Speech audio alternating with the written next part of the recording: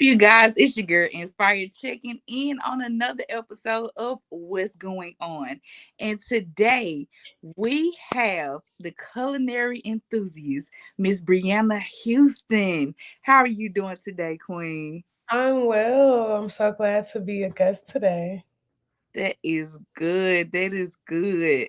Now, if you will, tell us a bit more about yourself. My name is Briana. I'm also known as Chef Bree. I was born and raised in Chicago. I'm 34 years old. I have a 9-year-old son who I adore, and I just really love to cook. I'm big on community, I'm big on networking, I'm big on entrepreneurship. So, yeah, that's just a little bit about me in a nutshell. That is good, especially at that age range, baby. You got a lot going on for yourself, and we are proud of you. Thank you. Thank You you. welcome. Now, I have heard of Le Cordon Bleu. Tell us what influenced you to go to that school. I just remember like being in my 20s and I was just always seeing that commercial. That Le Cordon Bleu commercial was always playing. I'm Mhm. like, this look like something pretty fun. I was already cooking just on the side as a hobby, nothing too crazy. But I'm like, I'm gonna just go to this school just for fun.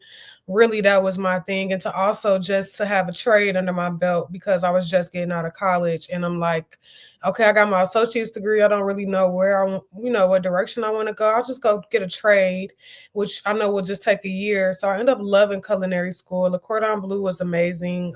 It teaches you pretty much like the basic techniques, but nothing about how to run a restaurant or anything. So I would just tell people don't expect to learn how to run a restaurant going to culinary school. They're just going to teach you their techniques. And Le Cordon Bleu is like French style techniques. So that's what I was learning in there. It was a great experience.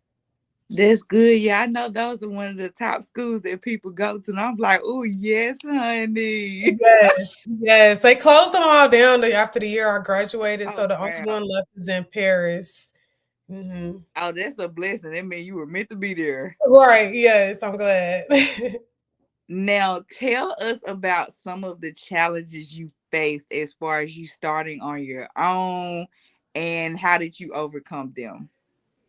Of course, starting on your own is going to be a challenge when you have like nobody's footsteps to follow in. So if I'm the first one in my family to have a restaurant and do this entrepreneurship thing really like full time. So just not having a solid like mentor to kind of help me navigate through some things I could have avoided along my path. So really just not knowing everything that I should have known. But that's why we have to make mistakes to learn, to grow. So that was definitely a challenge, just not knowing which direction to go all the time and just having to make those mistakes. But you made it though. Oh, And that's yes, yes, yes. You're right. That's all I can say at the end of everything. It's like I mhm. made it, still making it. Yes, ma'am. And then how did you transition from cooking to actually start your own business? So it kind of happened on accident. Like I was going to culinary school. I was cooking meals like for my friends, selling plates here and there, nothing too crazy.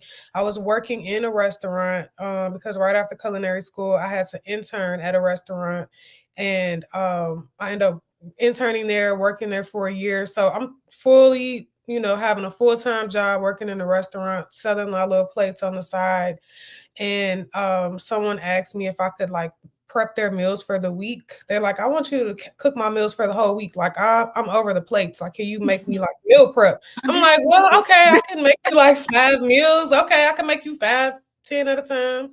And I was just doing this for this one person. And then he told like a personal trainer about me. And his personal trainer told all his clients about me. And that's how I created my meal prep business based on the need of his clientele. Oh, that's what's up. Yes, yes. So it was great. Because that's what I'm saying. Like I'm big on networking because you never know who knows who. And this was before I even had a website, before I even knew I was Taste of Brie. Um, so yeah, his clientele really like helped me get a move on things and helped me create like this meal prep business once I saw that there was a need for people actually wanting someone to prepare their meals for them. Yes, I am one of them people who need to get into it myself. Yes, it's a lifesaver. It's a lifesaver. I was about to say, I realized how much I've spent on food, and oh my god, that's another bill, and It didn't even know it.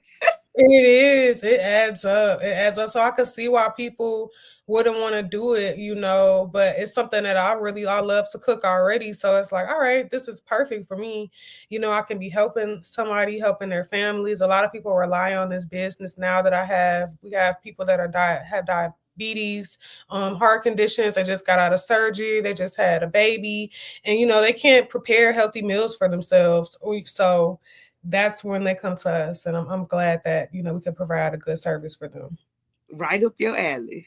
Yes. Now, with you having that meal prep business, do you still like cater on the side? Do you still cook for other people? So yes, we stuff definitely still cater, because that's what I was doing before meal preps was catering. So that's definitely still there. As far as cooking for other people, like I used to do private dinners for like 2 and 4, but now it's just like I'm so busy, I can't really dedicate that time to 2 to 4 people now. Now if I'm doing dinners, it's for like 50 to 100 people. You're gonna have to come to one of those events to support or to taste my food on that level. Oh yeah, we're gonna have to check that out. And Yes. then you have your own cookbooks. Yes, yes, I do. Can you So, tell us more about that? yes, so I have a couple of ebooks that you can download instantly. Most of them are plant-based because those are the recipes that have been highly requested on social media a lot. So I just decided to kind of bundle them up in a few easy downloadable ebooks. And then I do have one hardcover book. So it's just like all of my recipes combined in one hardcover book that I actually can ship to people, because my following has reached like people out of the state of Illinois. So, I'm glad that I can provide something tangible to them. So my hardcover book is one of those items if they since they can't get my food right now, but I am working on shipping. And your website for people to be able to purchase. Yes, it is. My book is online, and if you're in Chicago, you can always come into my store and get the books. We always have some in store too. Where's your store located? So we're located in Cicero, Illinois, right outside of Chicago, like 2 minutes outside of Chicago. So I still say Chicago, Illinois, but technically it's Cicero, Illinois, on the west side of Chicago, 4941 West 14th Street. Yes, and y'all who are in that area, please go check her out and come have Yes, please. me a plate. And then, as far as social media goes, we know a lot of people use social media now as far as growing businesses, networking with people. How was that for you? Like, how did that help you, or in what way did it help you excel, even outside of just gaining followers? Like the content you posted, what helped you as far as growing in that area? Just the opportunities that were being provided to me, just for me loving to put content out there naturally. It's something that I've always liked to do, even before Instagram Reels and all that was a thing. I was on YouTube posting videos, whether I had 1, 5 views, 10 views, I was still posting over there because it's something that I always like to do. So just really practicing over the years, just putting myself out there, being comfortable with being on the camera.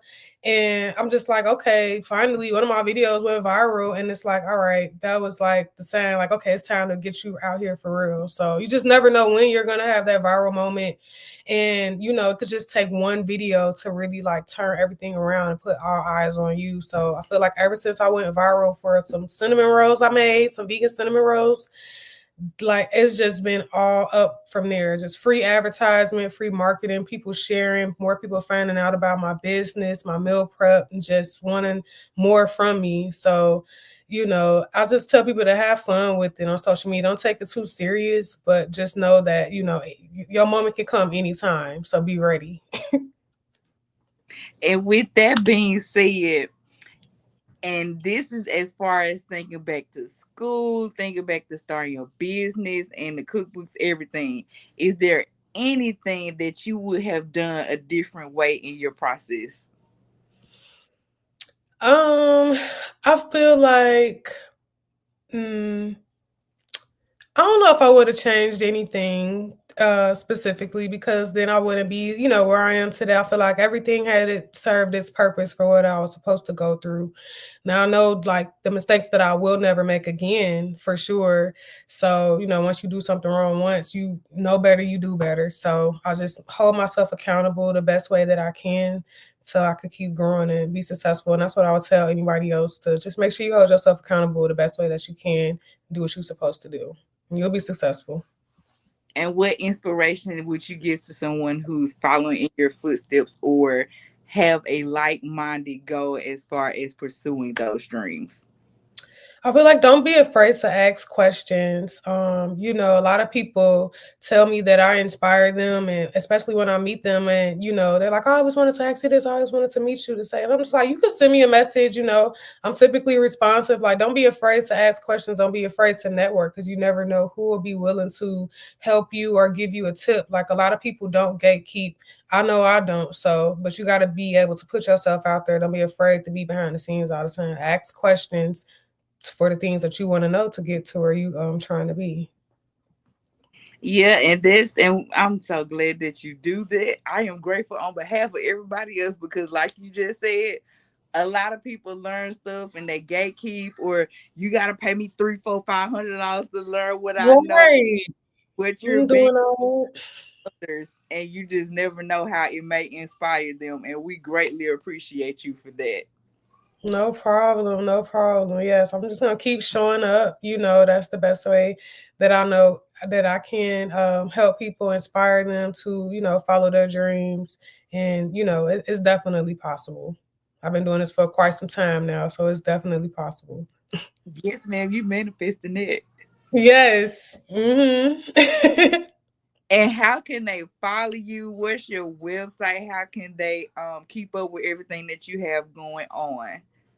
We are Tastes of Brie everywhere. So taste with an S, TASTES. On Facebook, we're Taste of Brie. Follow us on TikTok, same name, Taste of Brie. Instagram. My YouTube channel is Chef Brie, but you can also type in Taste of Brie. So we're on every single platform, Threads as well. And then our website is tastesofbrie.com, and you'll find everything that you need on there, our website, our phone number, our location as well. And asking for a friend, do you mail food out or no?